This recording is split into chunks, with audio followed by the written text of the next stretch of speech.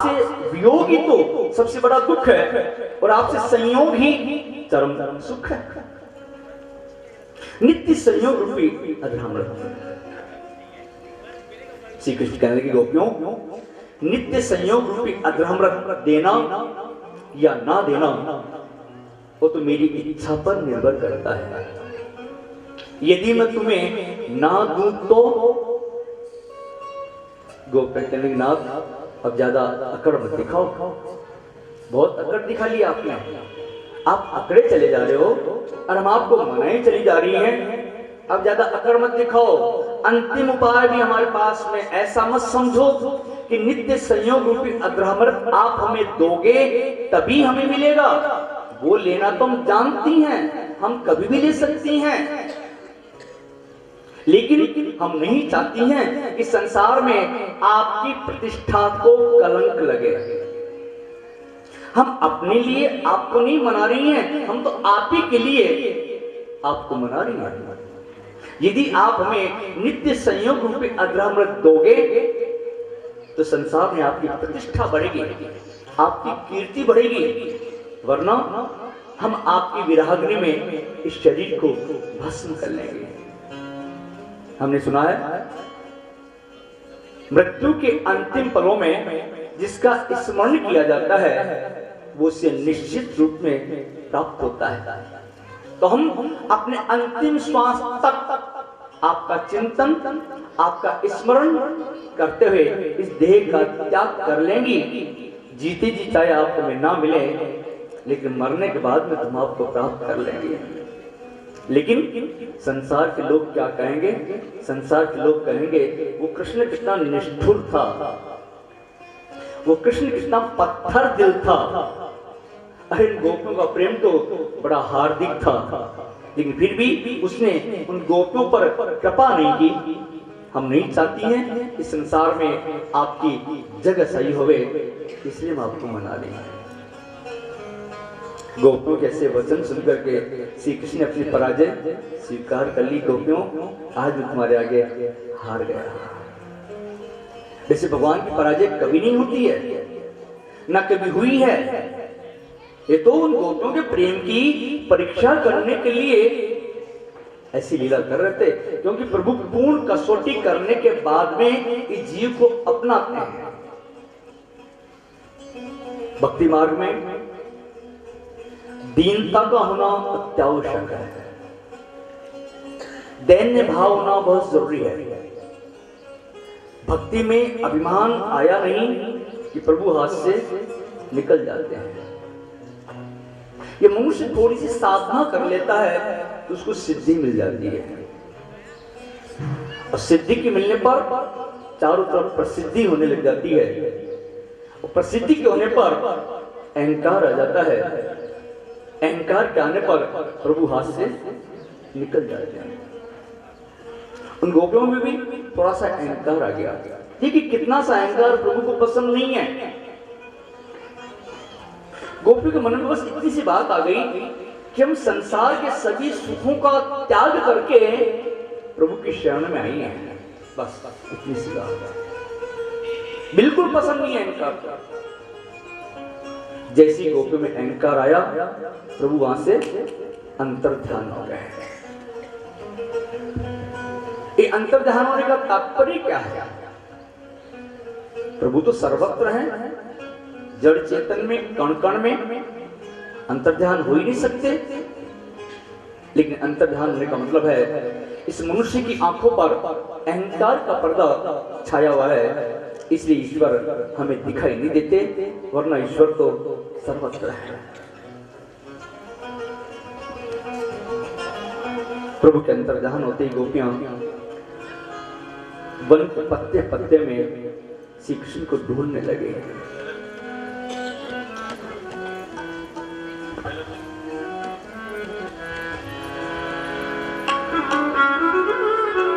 One के पत्ते पत्ते में ढूंढती है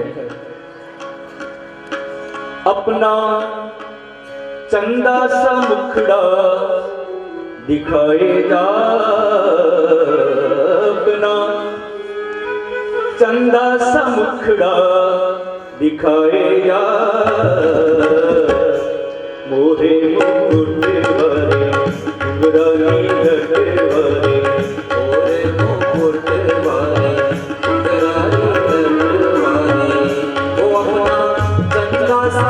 मुखड़ा दिखाए जा, अपना चंगा सा मुखड़ा दिखाए जा।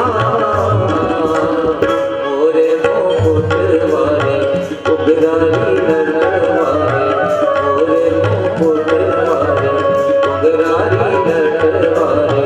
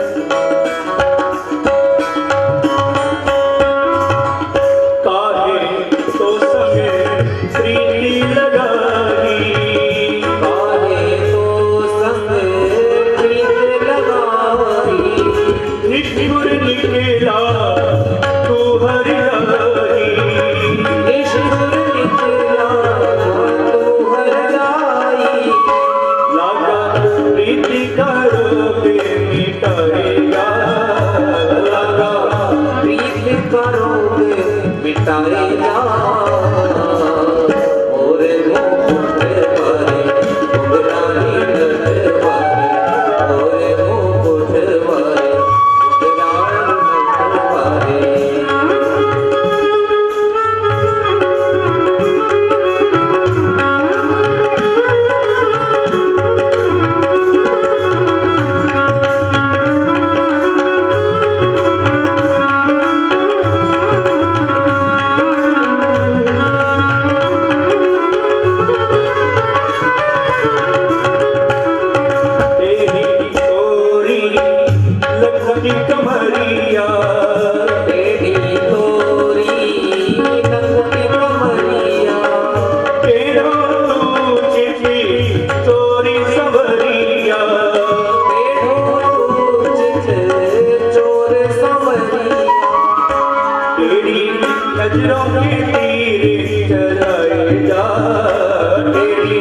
नजरों के तीर चलाए जा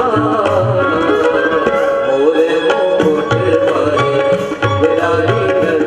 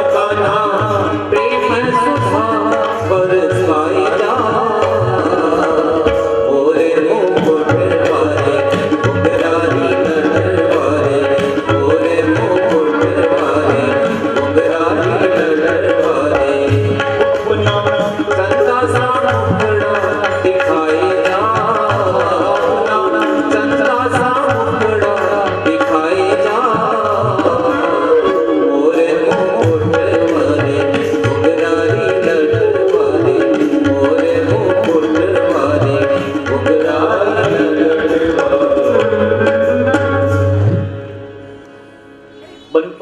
पत्ते में श्री कृष्ण का पता पूछने लगे और ऐसी बावरी हो गई श्री कृष्ण की लीलाओं का अनुकरण करने लगे। अंतर ध्यान होते समय श्री कृष्ण ने श्री राधा जी को अपने साथ में लिया था।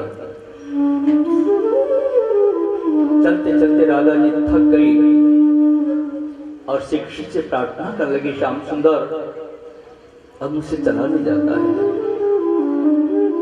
मुझे अपने कंधे पर बिठा लीजिए। श्री कृष्ण कहने के प्रिया जी, ये पेड़ की डाल जो लटक रही है इसको पकड़ करके आप मेरे कंधे पर चढ़ जाओ। राधा रानी उस पेड़ की डाल को पकड़ जैसी श्याम सुंदर के कंधे पर चढ़ने लगी, वैसी श्याम सुंदर वहां से भी अंतर्धान हो गए। राधा रानी वो डाल पर लटकी की लटकी ही रह गई।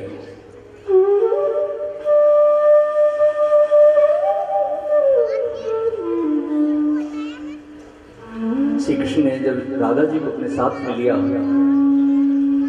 तो राधा जी को थोड़ा सा अहंकार आ गया कि मैं ही श्री कृष्ण को सबसे ज्यादा प्रिय हूं, इसलिए मुझे अपने साथ में लेकर के आया है। ये अहंकार, लेकिन प्रभु को अहंकार तो बिल्कुल पसंद नहीं है।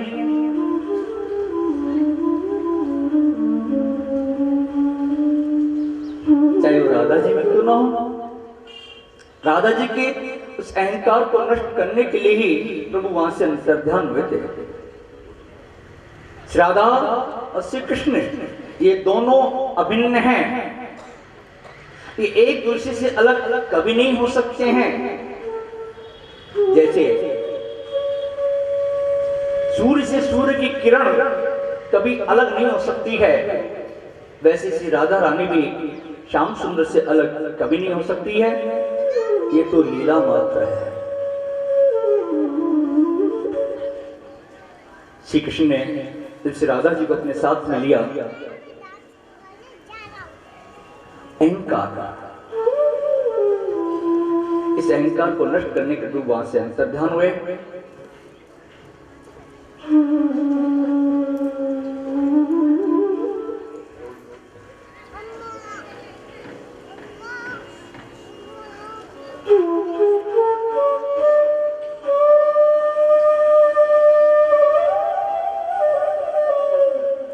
श्री कृष्ण के अंतर्ध्यान होते राधा जी पछताने लगे, रोने लगे, प्रार्थना करने लगे कि प्यारे मुझे आपका दर्शन क्यों नहीं हो रहा है। प्यारे